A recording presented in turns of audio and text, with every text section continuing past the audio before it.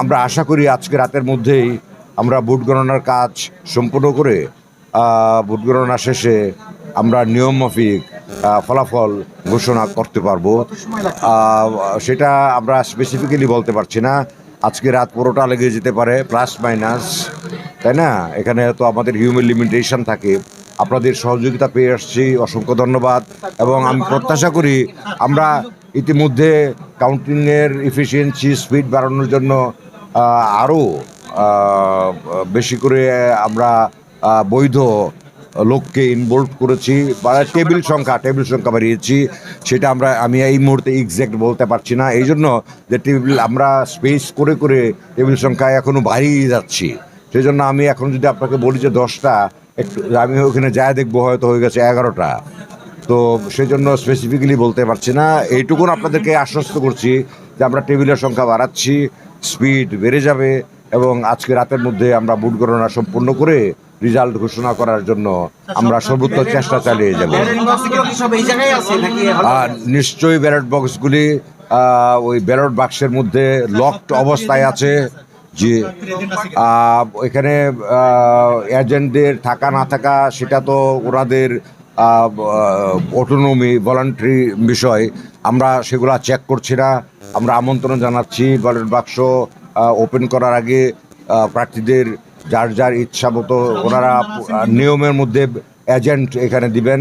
এজেন্টদের সামনে আমরা ব্যালট বাক্সের লক ওপেন করছি এবং তারপরে নিয়ম মাফিক কার্যক্রম চলছে। যদি কারো এজেন্ট এখানে উপস্থিত না থাকে বা উপস্থিত না রাখেন, সেটা নিয়ে আমরা দুশ্চিন্তা করার পজিশনে নাই। সেটা আমাদের নির্বাচন কমিশনারের কাজ নয়, এখতিয়ারভুক্ত নয়। না, নির্বাচন কমিশনের কাজ তো আসলে নির্বাচনের আয়োজন করা, সেটা অনুষ্ঠিত করা এবং সেটার রেজাল্ট পাবলিশ করা। নির্বাচন কমিশন তো নির্বাচন বানচাল করে না। নির্বাচন কমিশনকে বরঞ্চ কেউ কেউ হয়তো ডিস্টার্ব করতে পারে, নাও পারে।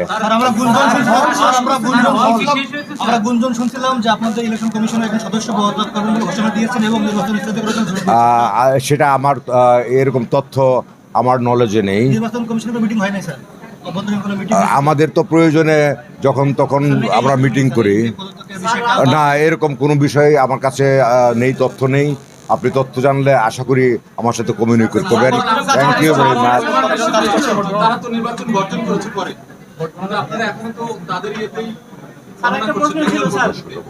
অনেক কতজন কাজ করতেছে, আগে বললাম আমরা টেবিল বাড়াচ্ছি, লোক সংখ্যাও বেড়ে যাচ্ছে,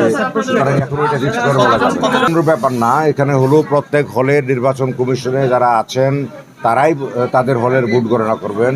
কেউ একটু অসুস্থ হলে হয়তো দেখা যায় 4 জনের জায়গায় 3 জন কাজ করছেন, তাই না? আবার সবাই অসুস্থ থাকলে সবাই কাজ করছেন। জাহাঙ্গীরনগর বিশ্ববিদ্যালয়ে এটা ইন্ডিভিজুয়াল স্টুডেন্টসদের, শিক্ষার্থীদের নির্বাচন, কোনো দলের নির্বাচন না।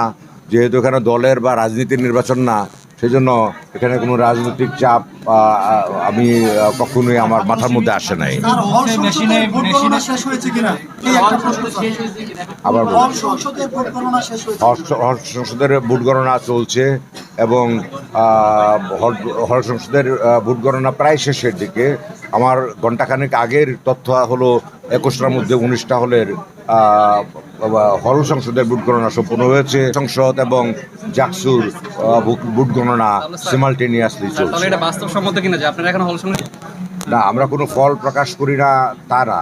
আমরা যখনই কাউন্টিংয়ের কাজ শুধু রেগেছে তারপরে আপনাদেরকে বিভিন্নভাবে আপডেট করছি। আর যারা এজেন্ট আছে বিভিন্ন প্রার্থী, তারা তো এখানে ইনভলভড আছে।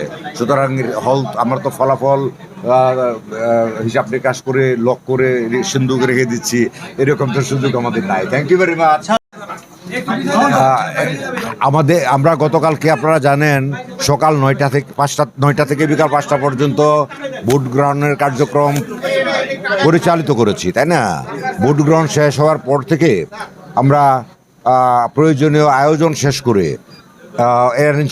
গণনার কার্যক্রম শুরু করেছি এবং সেটা অব্যাহত আছে। আজকে আনফর্চুনেটলি আমাদের একজন প্রিয় সম্মানিত সহকর্মী, আপনারা ইতিমধ্যেই জানেন, আপনারাও খবর করেছেন, উনি কাজ করতে এসে ভোট গণনার কাজ করতে এসে হার্ট অ্যাটাক করে মারা গেছেন।